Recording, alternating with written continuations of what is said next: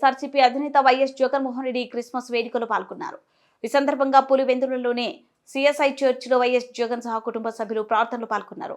వైఎస్ఆర్సీపీ అధినేత వైఎస్ జగన్ పులివెందుల పర్యటనలో ఉన్నారు. 4 రోజుల పర్యటనలో భాగంగా నేడు క్రిస్మస్ వేడుకలో పాల్గొన్నారు. ఈ కార్యక్రమంలో కుటుంబ సభ్యులతో కలిసి సిఎస్ఐ చర్చిలో ప్రార్థనలు చేశారు.